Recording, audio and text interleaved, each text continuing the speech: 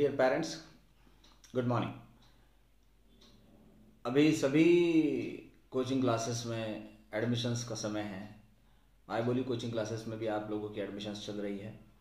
तो यहाँ पर पिछले लगभग 1-2-4 साल से जो मैं ट्रेंड देख रहा हूँ उसके हिसाब से आज मुझे थोड़ा सा आपसे बात करना था कि अपने पास में बहुत सारे जितने भी स्टूडेंट्स हैं वो सब स्टूडेंट्स का कहना एक है कि वो लैंग्वेजेस कहीं करते हैं, कहीं फाउंडेशन बैच में ज्वाइन करते हैं या फिर फाउंडेशन बैच ज्वाइन करने के बाद भी कहीं मैथ साइंस की ट्यूशन अलग लगाते हैं और इन सब के बीच में और 1-2 सब्जेक्ट है जैसे इंग्लिश और एसएसटी, आइदर उनके लिए फिर से उनको नई ट्यूशन लगाना पड़ती है या विदाउट ट्यूशन ही काम चला लेते हैं। तो दोस्तों, मैं आपको यहाँ पर एक बात बताना चाहता हूँ, वो ये है कि आप एडमिशन कहीं पर भी लो, लेकिन एक बात इंश्योर करें कि आप जिस भी कोचिंग क्लास में एडमिशन ले रहे हैं उस कोचिंग क्लासेस में बच्चा हमारा under one roof all subject पढ़ रहा है।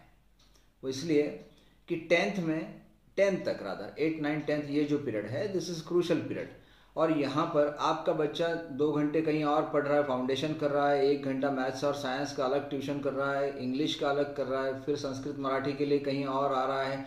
तो इतना सारा समय अगर दिन में वो, मैं तो कहूँगा कि फिर इतना सारा समय ज़ाया कर रहा है और इसके बीच में हमारा कम्पिटिशन का जो समय है, मतलब आने जाने का जो समय है, वो भी बहुत हो जाता है।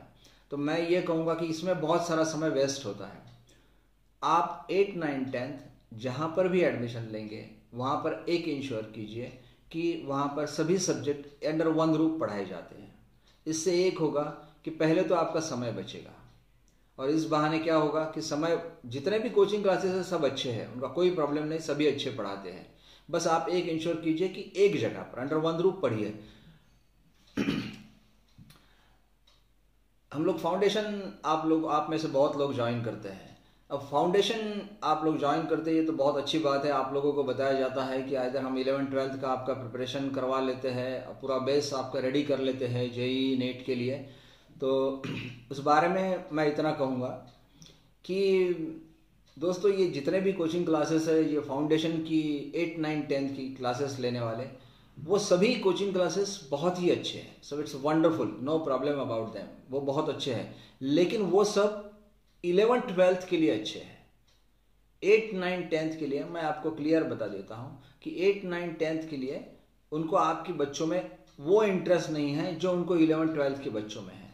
आप चाहे तो 2-3 चीज़ें कंफर्म करवा सकते हैं, आप कर लीजिए। आपके बच्चे अगर फाउंडेशन में पढ़ते हैं तो आप ये मैं जो 2-3 चीज़ें बता रहा हूँ वो कंफर्म कर लीजिए। आपको ये बताया जाता है कि यहाँ पर स्कूल का नहीं पढ़ाया जाएगा, यहाँ पर जेईई नीट वगैरह का प्रिपरेशन आपका कर लिया जाएगा, ठीक है। दूसरी बात, हम लोग स्कूल का कुछ नहीं पढ़ाएंगे आपको। 100 में से 100 मार्क मिले आपको या 100 में से 10 मार्क मिले, हमारा उससे कोई लेना देना नहीं है। हम जो पढ़ाएंगे वो, उसका नाम फाउंडेशन हम रख देते हैं। वो क्या पढ़ाते हैं उनको मालूम, ठीक है। आप उनसे जाके सिर्फ इतना सवाल कीजिए कि अब स्कूल का आप नहीं पढ़ा रहे हो, ठीक है, कोई बात नहीं, फिर आप क्या पढ़ाते हो बताइए।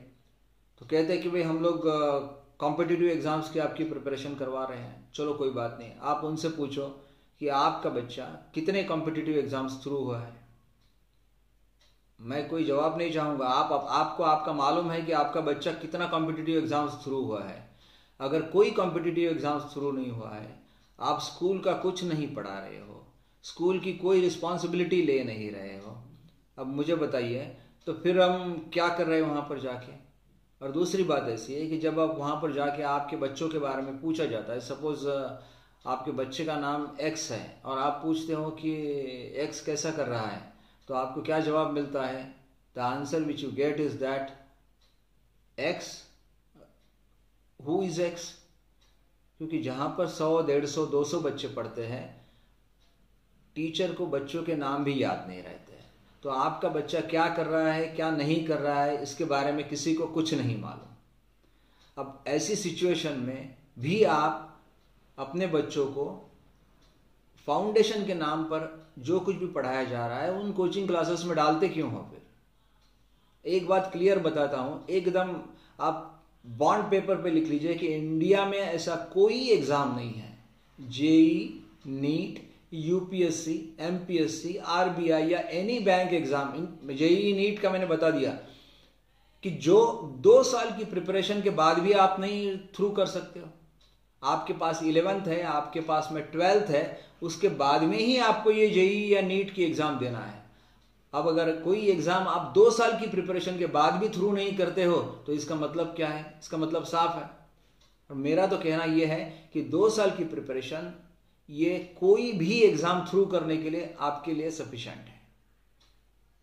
2 साल सफिशिएंट है, उसके लिए 8, 9, 10th के एडिशनल 3 साल देने की जरूरत नहीं है। बराबर है। और मैंने तो ये भी देखा है कि 8, 9, 10th में जिन बच्चों ने फाउंडेशन किया है उसके बाद में जब उनको 11, 12th के लिए एडमिशन लेना है तो वहां पर फिर से आपको एंट्रेंस टेस्ट तो देना ही पड़ती है।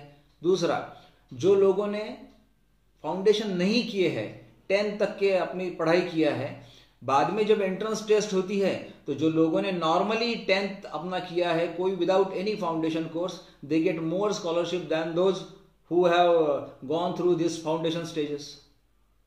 अब ऐसा कैसे हो सकता है? अब इसका जवाब आपको ही ढूंढना पड़ेगा। आप ही देखिए। तो मेरा कहना यह है कि दीज क्लासेस जो ये फाउंडेशन का कोर्सेस ले रहा है, ये सब बहुत अच्छे हैं, इनके बारे में कोई प्रॉब्लम ही नहीं है। दे आर वंडरफुल, बहुत अच्छे फैकल्टीज है, सब कुछ अच्छा है वहां पर। लेकिन इनको आपके बच्चे 11, 12th के लिए चाहिए, न कि 8, 9, 10th के लिए। तो इसलिए आप जब 8, 9, 10th में वहां पर डालते हो, वो स्कूल का पढ़ाते नहीं है, आपको उनके लिए एडिशनल ट्यूशन्स लगानी पड़ती है, फिर और इंग्लिश और एसएसटी के लिए कहीं और जाते हो, संस्कृत मराठी के लिए कहीं और जाते हो। इतना सब करने से बेटर है 10th तक आप किसी भी ऐसे क्लास में जाइए जहां पर अंडर वन रूफ सभी सब्जेक्ट पढ़ाए जाते हैं। और बोर्ड ने, मैं आपकी जानकारी के लिए बता देता हूं कि बोर्ड ने जो भी 10वीं, 8, 9, 10th का मैथमेटिक्स साइंस डिवाइस किया है, वो ऐसे ही तो नहीं डिवाइस किया है ना कि फाउंडेशन वालों का बहुत एक्स्ट्रा ऑर्डिनरी प्रिपरेशन हो जाएगा और आप लोगों का बहुत ही ऑर्डिनरी प्रिपरेशन रहेगा। ऐसा बिल्कुल नहीं है।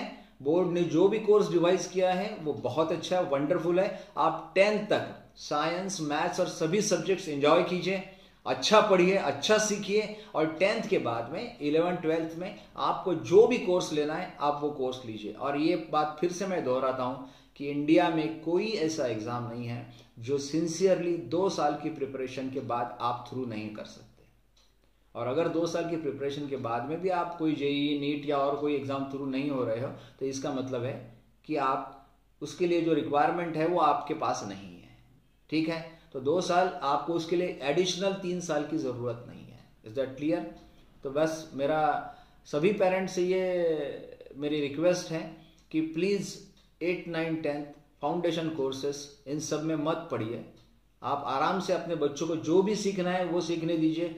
अकोला में जितने भी क्लासेस है 8, 9, 10th के लिए सभी अच्छे हैं। आप जहां पर भी चाहे वहां पर एडमिशन ले लीजिए, कोई प्रॉब्लम नहीं है। और ये बाकी भी जो फाउंडेशन वाले क्लासेस है ये सब 11, 12th के लिए they are exceedingly well, absolutely wonderful, बहुत अच्छे क्लासेस है। बस फाउंडेशन में अपना समय बर्बाद मत कीजिए। 10th तक किसी भी क्लास में अंडर वन रूफ जहां पर सभी सब्जेक्ट पढ़ाए जाते हैं वहां पर जाइए और अपने बच्चे का एडमिशन कर लीजिए। चलिए, थैंक यू वेरी मच।